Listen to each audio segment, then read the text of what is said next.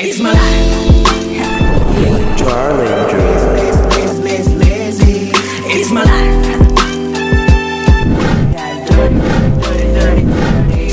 It's my life.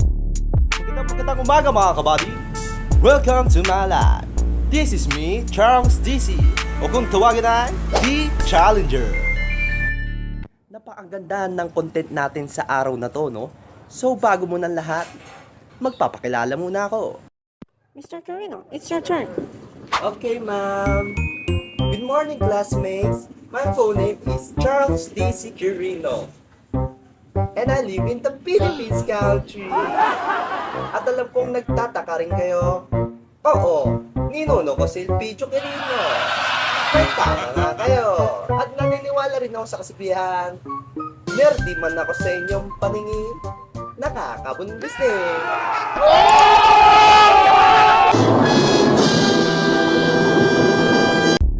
O diba? Estudyante lang ako, fake. Pero de joke lang. Sa totoong buhay, hindi talaga ako estudyante. Isa akong security guard. Diyan sa may kato, sa may bakanting tabi. Kaya, sa mga security guard dyan, no? At sa mga 5'9 dyan, saludo po ako sa inyo. At sa mga bago pa lang po na nanonood sa aking YouTube channel, ano pang hinihintay nyo? I-click nyo na po ang subscribe button at i-hit ang notification bell for more upcoming videos ko. So mga kabady, no? Mabalik nga tayo sa vlog natin sa araw na to. So ano nga gagawin natin sa araw na to, no? So gagawa tayo ng isang challenge. Oops, there's more. Challenge with twist. So yun na nga guys, no? Ang challenge natin ngayon sa araw ay is all about 20 things that I wish I knew before I was 20. So ang twist natin doon, imo-motivate ko kayo na may ginagawa ko. So no guys, no? Handa na ba kayo? Let's G! Sampuga naman! It's my life. So yun nga guys, no? So andito na tayo sa labas, no? So kung nakikita nyo, naka-jogging outfit na ako. Ayan, nakasapatos. So magsisimula na tayo, no? So ang unang hiniling ko na gusto kong malaman bago ko mag 20 years old ay motivate yourself, no? So kailangan na kailangan natin yan, no? Kasi alam nyo guys, sa buhay, minsan marami tayong problema. So kailangan lagi natin minomotivate yung sarili natin, no? So ito na yung challenge, no? Magja-jogging ako habang minomotivate ko kayo. Kung iisipin nyo, napakahirap nun. Kasi hihingalin ako eh. Kaya ayan, no? O, lakad muna tayo, no? Bago tayo magsimula mag-jogging, no? So yun nga guys, no? So andito tayo. Ito yung pagja-joggingan natin. Ayan. Kaya lakad muna tayo, oh. So yun nga, motivate yourself, no? So kung marami kayong problema, galing kayo sa breakup, no? Tapos namatayan kayo ng kamag-anak mo. Tapos nawalan ka ng trabaho, no? So huwag kayo magpapadaig, huwag kayo magpapatalo sa buhay, no? Oo, masakit nga yun. Pero anong gagawin natin? Magpapakalugmok tayo, di ba? So imo-motivate natin yung sarili natin. Kasi syempre, kailangan natin umunlad pa rin. Kasi buhay natin to eh. So napakahirap talaga. So hinihingal pa lang ako, naglalakad pa lang ako, hinihingal na ako. So ayun nga guys, no? Motivate yourself, no? So pangalawang hiniling ko na gusto kong malaman sana bago ako mag 20 years old, no? Is do what you want, no? So katulad nito, mahilig ka mag-jogging, mag-jogging ka. Mahilig ka mag-basketball, mag-basketball ka. Mahilig ka mag-gitara, mag-gitara ka. Kung ano yung gusto mo sa buhay, gawin mo, no? So ang buhay, you only live once, di ba? Sabi nga nila, may katagang YOLO, no? You only live once, so habang buhay ka pa, gawin mo yung mga gusto mo. So ito, magja-jogging na tayo, ha? Ito na yung challenge. So ayan, do what you want, no? Kasi ang hirap pala magsalita habang magja-jogging, no? Nakakahingal. So do what you want. Katulad ito, magja-jogging ako. May mga tao dyan na gusto mag-jogging, di ba? So malay mo, yung ginagawa mo, yung gusto mo, diyan ka sumikat, di ba? Eh sana sumikat nga ako sa ginagawa ko to. Kasi buhay-buhay ito, yo. Napakahirap, oh. Oh, di ba? Na-exercise ka pa, nagbablog ka pa. Diba? Ganyan talaga ang buhay. So, gawin nyo na ang gusto nyo. Do what you want. Pumunta naman tayo sa pangatlo, no? So ang pangatlo ay it's okay to make mistake and fail. So ano ba ibig sabihin nun guys, no? So sinasabi lang doon na okay lang na magkamali ka sa buhay, no? Kasama sa parte ng buhay yan eh. So yung iba nga dyan, kapag nagkakamali, dinadown na nila yung sarili nila. Napanghihinaan na sila ng loob. Pero hindi alam ng nakakarami. Ang kamalian, isa yung key o lunas, no? Para malaman mo kung ano yung gusto mo i-improve sa sarili mo. Kung paano ka umunlad, no? So, failure is the key, no? To success. Diba? Sabi nga nila, no? So, kakapagod na. So, mag-jogging ulit tayo. So, yun, it's okay to fail, no?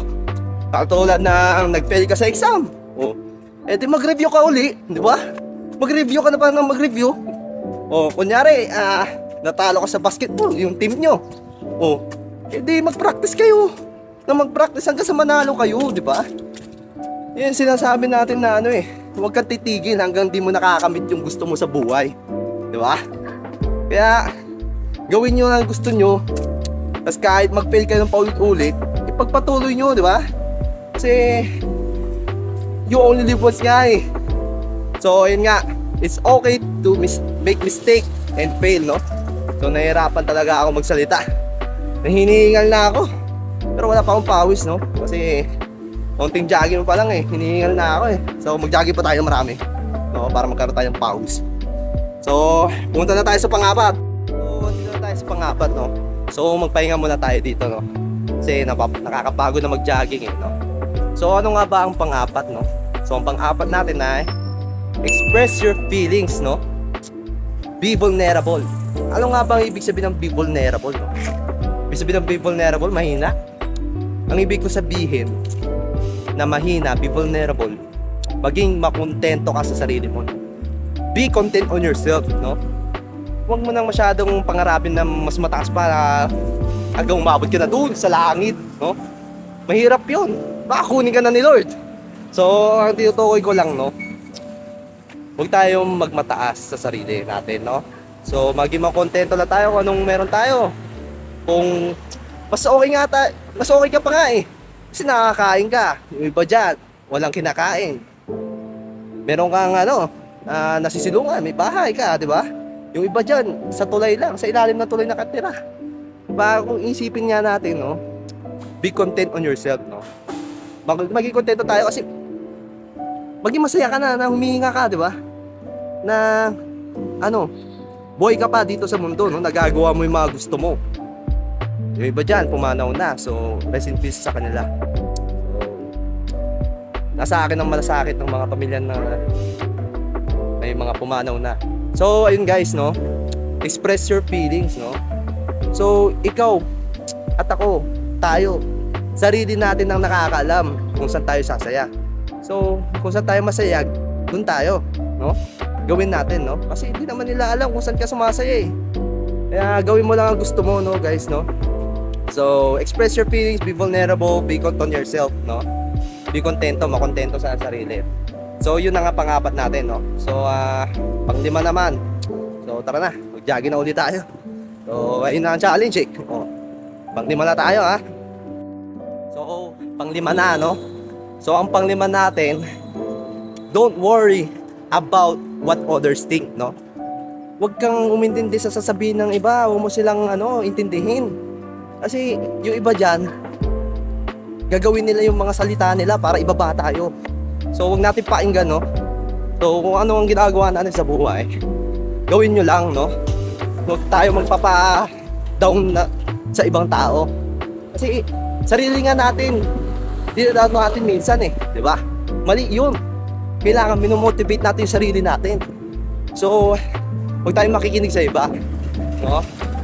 Don't worry about what others think. Kasi alam nyo ba, yung mga tao na yan, mga walang magawa yan eh. Yung imbis na iniisip nila yung pag-unlad sa sarili nila, ang ginagawa nila, binababa pa nila yung kapwa nila, di ba? Kaya huwag nyo sila intindihin, no? So, asa na ba tayo? So, keep going lang, no? Mga kabady, no? So, huwag tayo makinig sa iba. So, dito na pala tayo sa sa napakadulo ng horizon. So, ayan, no? Oh, kung makita nyo, wala na. Nasa kalsada na ako. So, hindi na ako makakatawid doon kasi mababangga lang ako. So, pumunta naman tayo sa susunod natin gawin, no? Habang nagpo-motivate. So, kung kayo naingonyohan, i-subscribe nyo ng aking YouTube channel. So, napakahirap ng challenge na to. Hinihingal ako habang nagmo-motivate eh, di ba? Oh, ano, nabusog ba kayo sa motivation? So, lahat ng sinabi ko, no? Ano nyo na, isa puso nyo na sa buhay nyo, no? Para umudat din kayo. So, tara, let's go na. Let's G! Sambuka naman dyan! Yo, yo, yo, yo, mga kabady!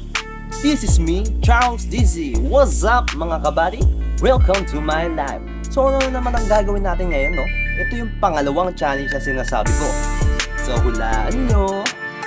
Ano sa tingin nyo, no? Nagkakamali kayo. Hindi ako yung tagakabit ng wire dyan sa poste ng kabilang bahay. O taga-Meralco. Ngayon, ako ay isang rapper. Rapper, man. What's up, yo? So, hindi naman talaga ako tunay na rapper, no? Nagrarapper-rapperan lang. Nagmamagaling-magalingan lang. Joke lang. Yun ang sinasabi ko, bawal tayo magmataas. So, minsan, nagrarap din ako. Paunti-unti lang. Pero para sa inyo, gagawin ko to. Kasi kasama to sa pangalawang challenge, no? Ito yung pangalawang challenge natin. Magrarap tayo habang nagmamotivate. So, napakahirap no, no? So, onting trivia lang, no? Ano ang tawag sa rapper na nagmo-motivate? Ang tawag doon ay Moti-rap. Sabihin nyo nga, Moti-rap. So, i-comment nyo na, no? Sa video, no? Hashtag Moti-rap. So, let's G, no? Pumunta na tayo sa pang-anim na kailangan na sana nalaman ko na nung bago ko mag 20 years old. So, let's see, no? Let's rap! Isang buga naman dyan! So, mga kabady, no? Ang pang-anim natin ang tinatawag na Not everyone has to like you. So, tara, i-rap na natin, no?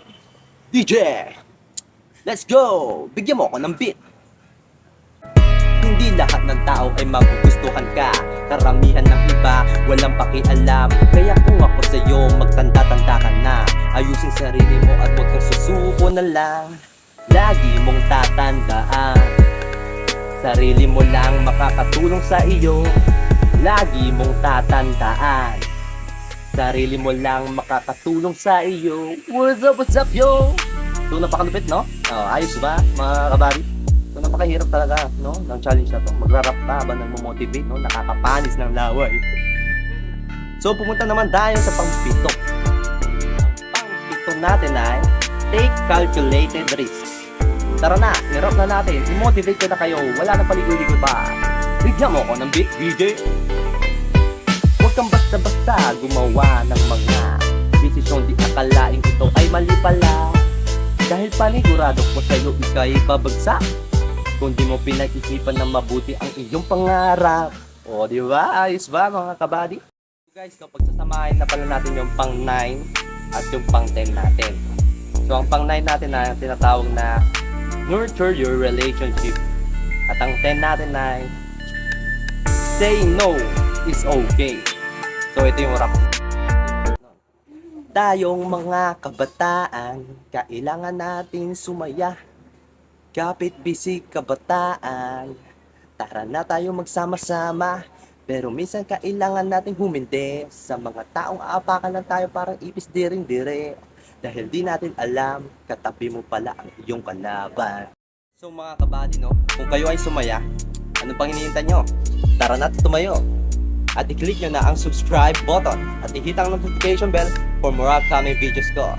So isang buga naman dyan! Hanggat sa muli mga kabady. So, hanggang 10 lang tayo muna ngayon, no? Sa part 2 na ang another 10 na dapat na sana ginawa natin bago tayo mag 20 years old. So, bye-bye!